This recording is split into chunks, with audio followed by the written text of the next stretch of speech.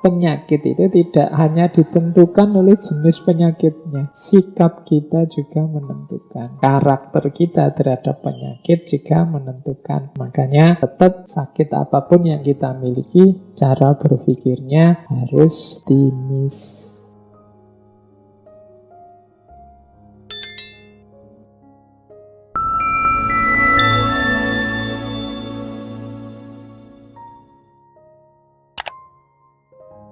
Assalamualaikum warahmatullahi wabarakatuh. Bismillahirrahmanirrahim.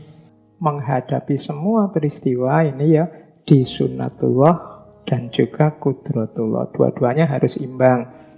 Sunnatullah saja mungkin membuat kita putus asa. Seperti kita sekarang kan kebingungan luar biasa ini mengatasi pandemi virus corona ini. Maka jangan lupa ada qudratullah. Kita masih bisa berdoa, kita masih bisa berharap pada kemurahan Allah.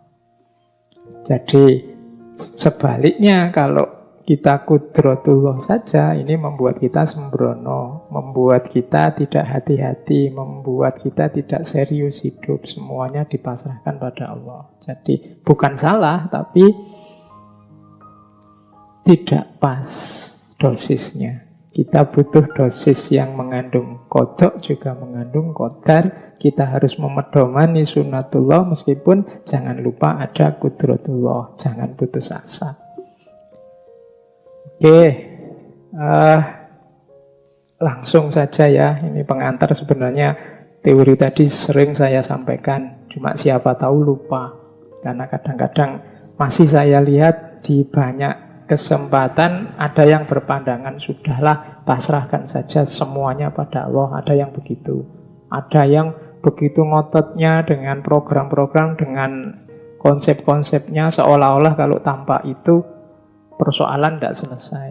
Jadi kita sering tidak imbang, kita sering lupa bahwa ya ada sunnatullah tapi juga ada qudratullah. Tapi jangan jujuk qudratullah karena kita wenang berusaha dengan memedomani sunnatullah.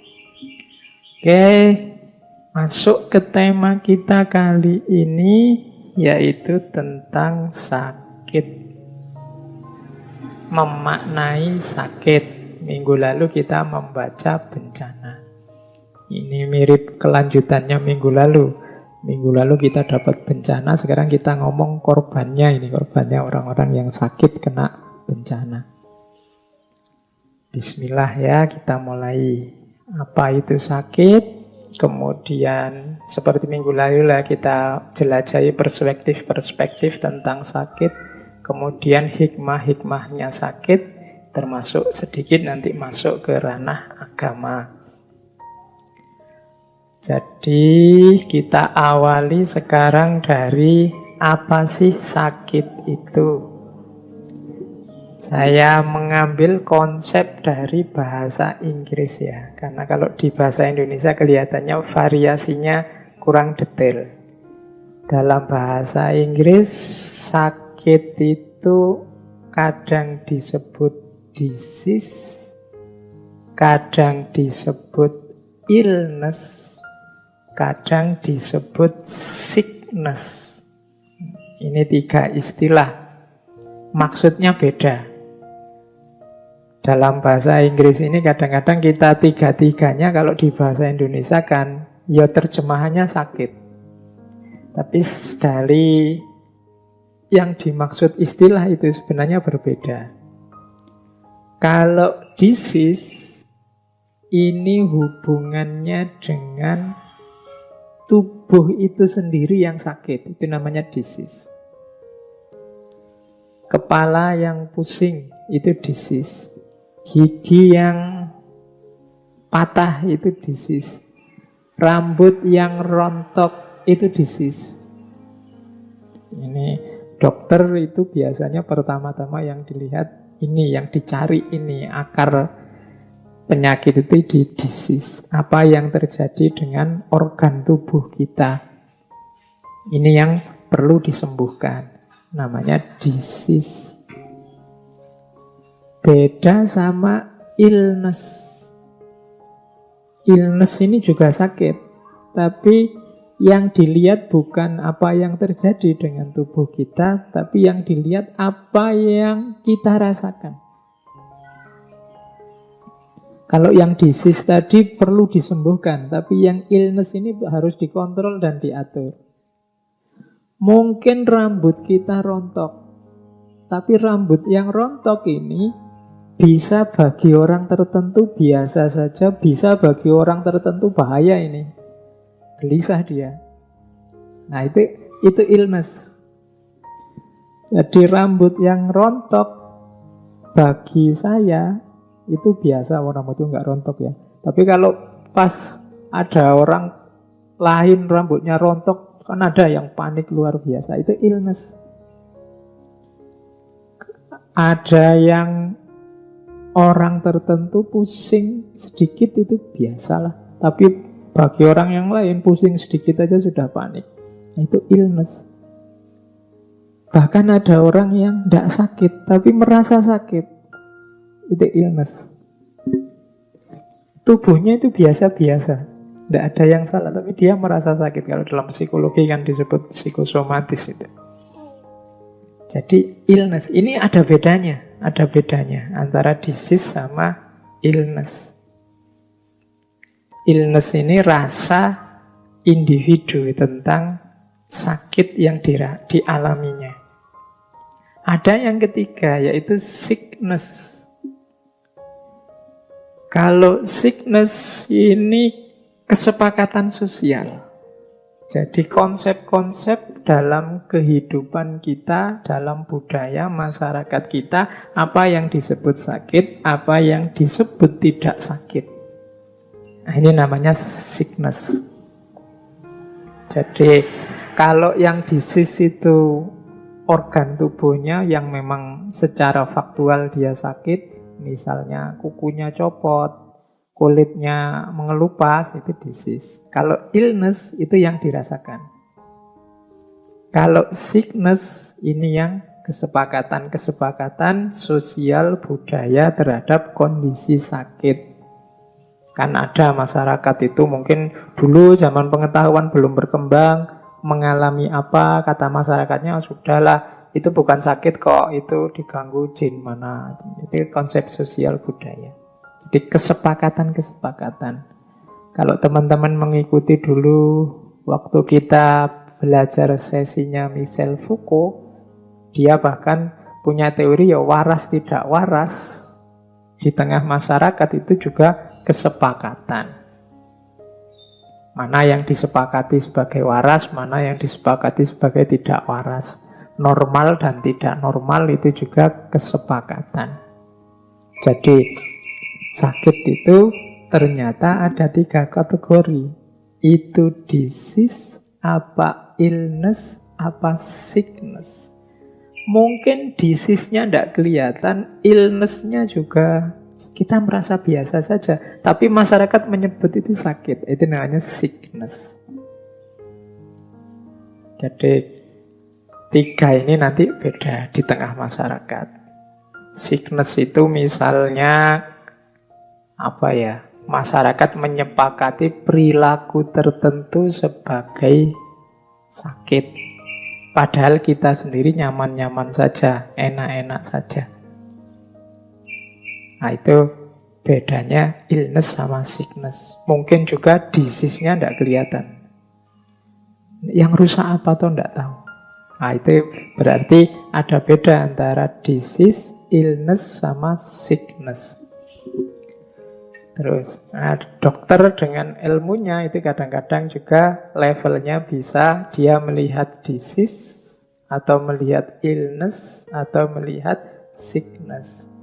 Melihat disease itu konsentrasi secara kuantitatif melihat apa organ tubuh kita atau mekanisme fungsi tubuh kita yang dianggap nyeleweng sesuai teori yang mereka pahami. Atau illness ini melacak apa yang kita rasakan. Atau sickness, jadi disimpulkan sesuai konsep-konsep yang berkembang di masyarakat bahwa oh ini sakit, ini tidak sakit, ini normal, ini tidak normal. Dari perspektif teorinya nanti orang yang hanya melihat disease, pokoknya sakit itu ya dilihat dari gejala yang ada di tubuh, penyelewengan apa yang ada di fisik kita.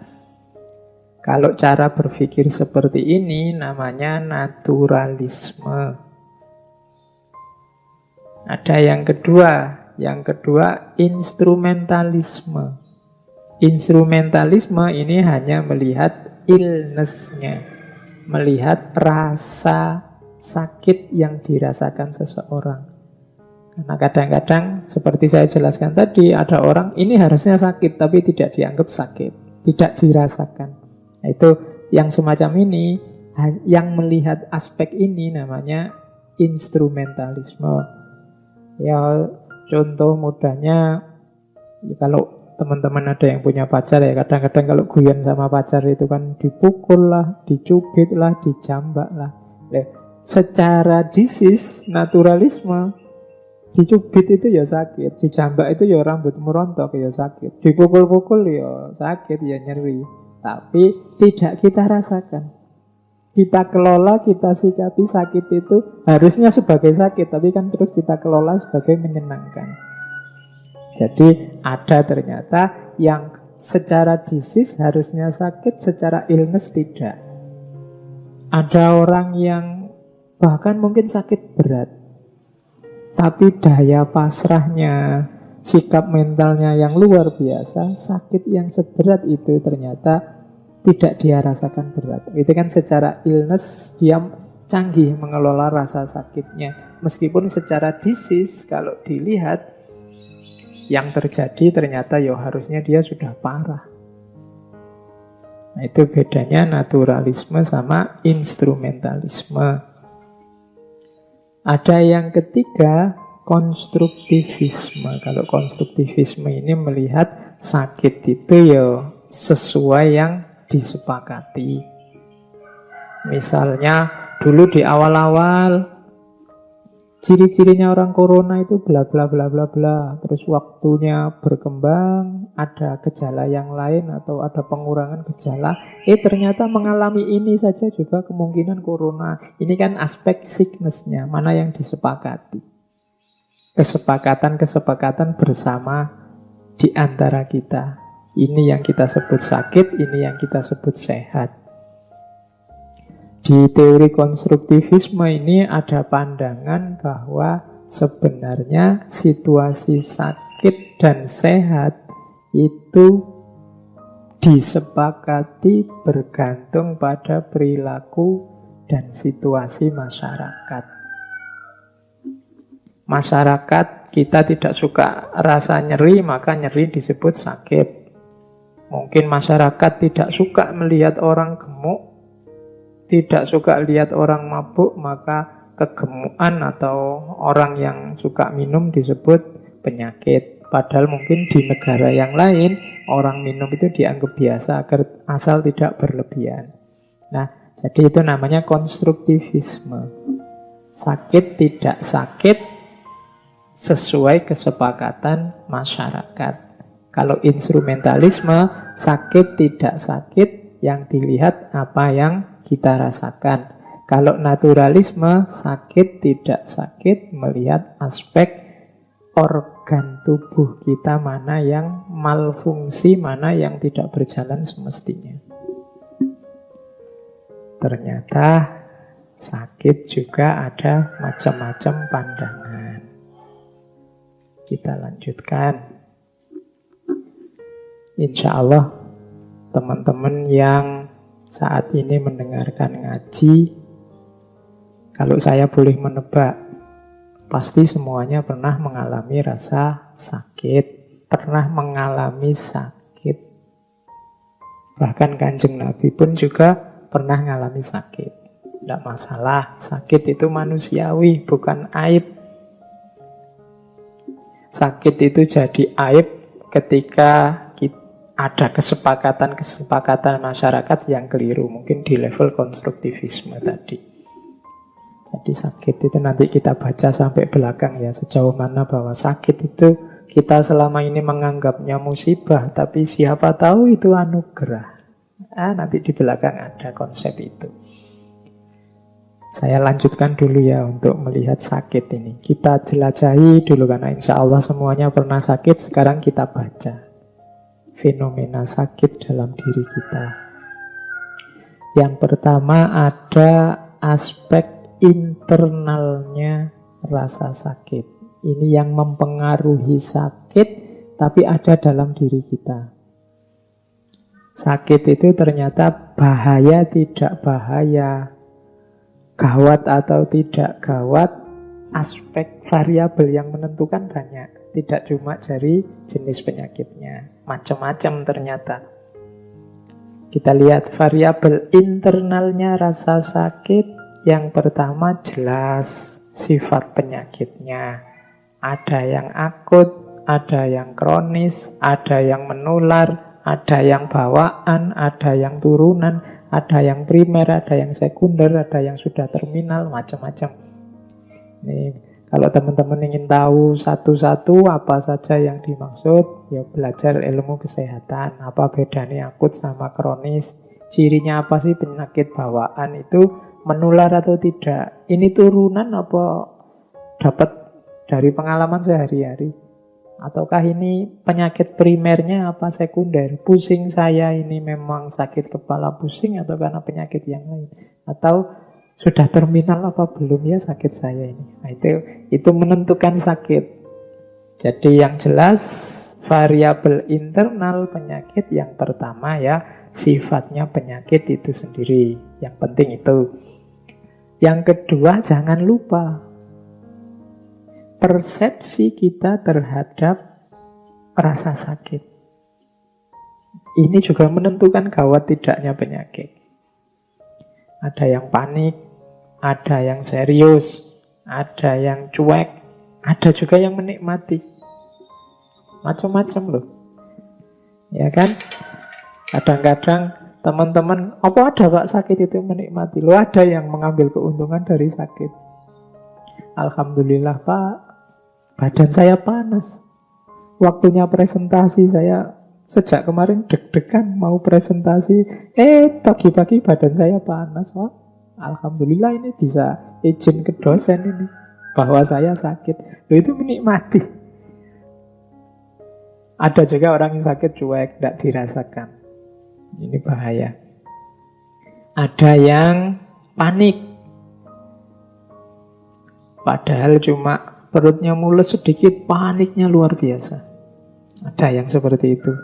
Hari ini banyak orang yang karena akrab dengan gadgetnya, dengan laptopnya, dengan internetnya.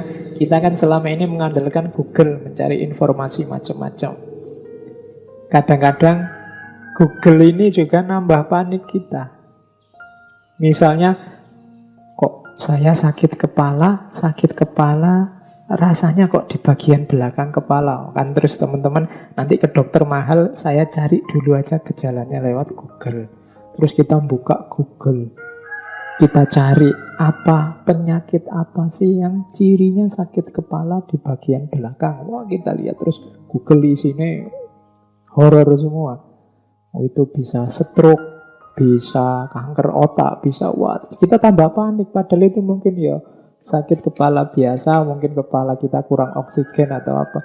Tapi gara-gara Google ini terus kita jadi panik. Kita mendokteri diri kita sendiri sehingga kita panik. Nah, ini juga penting ternyata persepsi kita terhadap gejala. Jadi sifat penyakit ya penting. Kita ini janjane ngalami penyakit apa toh. Kemudian yang kedua, persepsi kita. Lah terus kalau sudah tahu ngalami itu, tanggapanmu apa? Dan yang ketiga, ya persepsi nanti ditentukan oleh karakter kita sendiri. Ada orang yang memang mudah panik, ada orang yang santai, ada orang yang serius, ada orang yang mungkin tidak terlalu peduli dengan apa yang dia rasakan. Itu karakter. Ini nanti menentukan persepsi. Jadi sakit yang kita rasakan selain nanti ditentukan oleh penyakit ini sendiri, juga ditentukan oleh persepsi kita. Kemarin mungkin teman-teman sempat dengar atau sempat baca berseliweran cerita saat pandemi corona ini terjadi, terus banyak orang dalam tanda petik seolah-olah panik. Terus ada cerita tentang seorang wali Allah yang ketemu dengan makhluk yang namanya wabah ini. Jadi cerita ini ada memang di salah satu kitab, seorang wali yang bertemu wabah yang mau masuk kota Damaskus. Jadi wabah ini papasan dengan si wali ini, terus ditanya oleh wali ini, engkau mau kemana? Aku mau ke Damaskus. Sudah saatnya, ditakdir Damaskus akan mengalami wabah. Katanya sang wali, ya sudah monggo, tugasmu memang itu. Tapi saya tanya, kira-kira nanti korbannya berapa?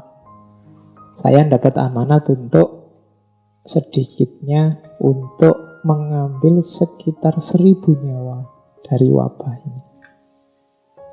Akhirnya oleh si wali ya dipersilahkan, begitu memang tugasnya.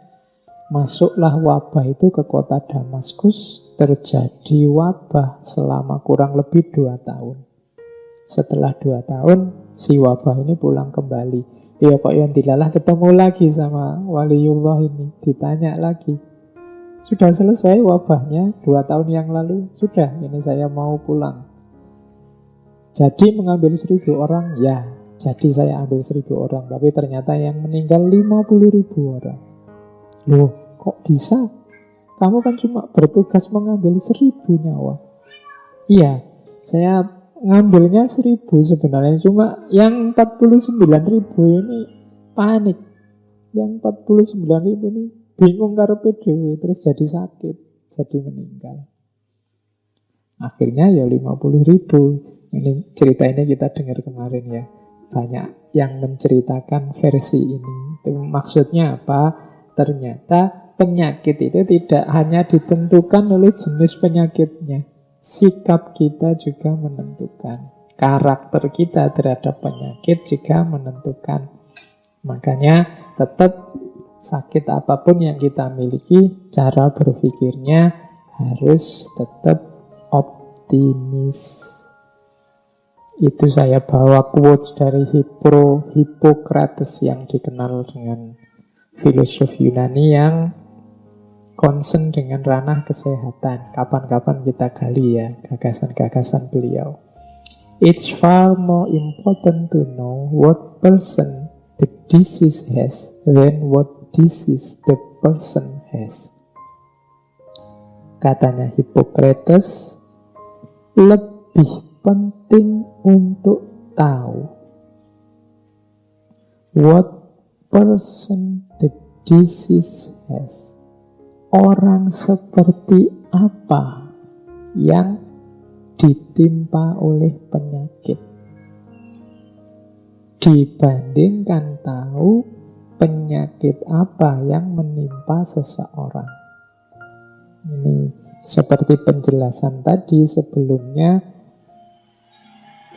karakter seseorang, sikap seseorang, watak seseorang terhadap penyakitnya itu menentukan juga terhadap, lebih menentukan dibandingkan penyakit apa yang menimpanya. Ini teorinya Hippocrates. Saya ada 1-2 teman yang menurut saya beliau ini sakit. Banyak orang yang menyarankan dia, Pak, mbok check up, mbok dicek, dan macam-macam itu. Tapi beliau ini punya pandangan bahwa saya takut mau ngecek-ngecek ini. Nanti kalau ketahuan bahwa darah saya tinggi, apa kolesterol saya tinggi, nanti saya drop. Jadi beliau ini takut kalau dia tahu bahwa ternyata dia memang banyak penyakit, terus malah drop, malah tidak bisa aktif, malah mikir penyakit. Akhirnya dia malah takut itu.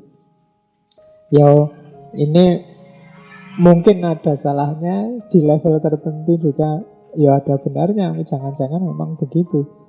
Sekarang berpikirnya masih positif, pokoknya aku sehat, terus masih bisa beraktivitas.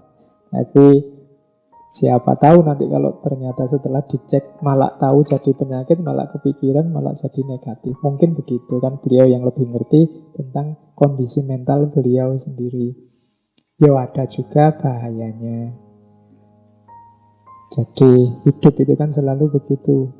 Harus tepat mengambil keputusan di titik yang sangat akurat, karena meleset sedikit seperti tadi antara manfaat dan bahaya itu kan sama-sama ada. Kalau kita ngambil keputusannya tidak pas ya nanti justru keliru jadi bahaya.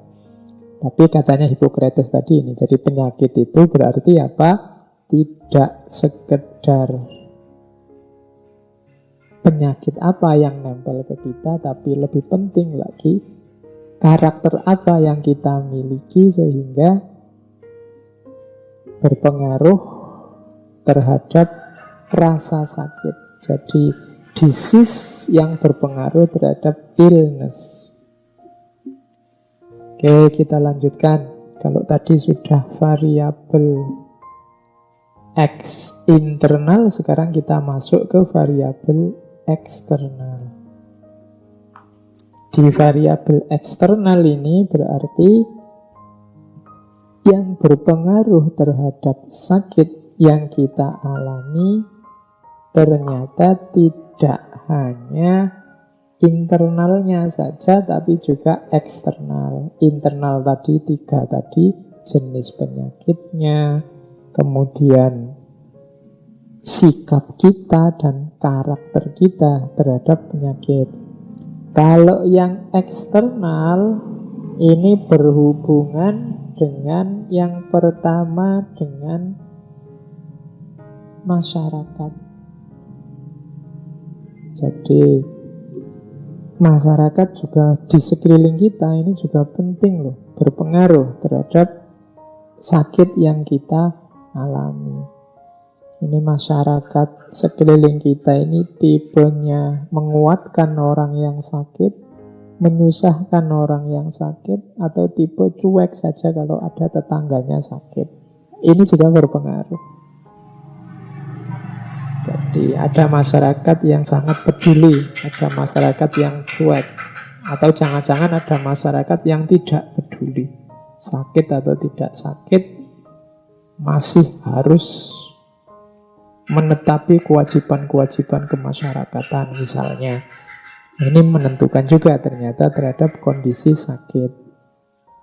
Yang kedua, nilai dan budaya di tengah masyarakat juga menentukan. Ada zaman saya KKN dulu, ada masyarakat yang kalau sakit tidak percaya dokter, lebih percaya pada paranormal yang hidup di kampung itu. Itu nilai dan budaya di tengah masyarakat. Lebih percaya pada misalnya pengobatan herbal, itu kan nilai dan budaya di tengah masyarakat. Tidak mau obat kimia, maunya obat-obatan yang diambil dari alam. Ya meskipun sebenarnya kimiawi itu ya termasuk bagian dari alam sebenarnya. Tapi akan ada orang yang tidak mau obat buatan pabrik, maunya racian, jamu, dan macam-macam lah. Yang pandangan-pandangan ini kan banyak di tengah masyarakat. Ini mempengaruhi juga kondisi si sakit. Ada juga yang ketiga, pengaruh ekonomi. Kalau ini saya tidak perlu menjelaskan ya. Ya ekonomi ya penting. Saya Pak, tidak anti dokter sih. Apalagi kalau bisa ya ke dokter spesialis. Nih ya biayanya tidak ada ya Pak. Ekonomi itu kan menentukan juga. Saya cukup Pak minum ramuan daun ini. Lah kok tidak ke dokter, tidak kuat bayar. Gitu. Ekonomi ikut bermain. Ada sakit yang muncul karena ekonomi, mungkin karena pepetan ekonomi, terus yang dikonsumsi tiap hari jadinya tidak berkualitas sehingga mudah sakit. Ada pengobatan juga yang terpengaruh oleh ekonomi, kuatnya bayar yang mana, bisanya berobat kemana, itu juga ekonomi. Jadi ini tidak perlu saya jelaskan. berpengaruh juga layanan kesehatan. Uang ada sih, kemudian mau berobat ke dokter, tapi rumah sakitnya jauh, kebetulan rumahnya di daerah-daerah pelosok yang tidak terjangkau. Itu juga berpengaruh. Ini variabel-variabel eksternalnya sakit. Mungkin di aspek-aspek eksternal ini ya, kalau ada masalah, kita harus bareng-bareng mencari solusinya. Khususnya mereka yang punya kuasa, para pemimpin, pemerintah itu, yang punya kewajiban mencari solusi kalau di ranah eksternal ini ada masalah. Masyarakat, nilai dan budaya, ekonomi, dan juga layanan kesehatan. Jadi teman-teman, sakit itu bisa disease, illness, sickness. Kita pahami secara naturalisme, instrumentalisme, konstruktivisme. Jangan lupa juga ada variabel eksternal, internal yang mempengaruhi rasa sakit.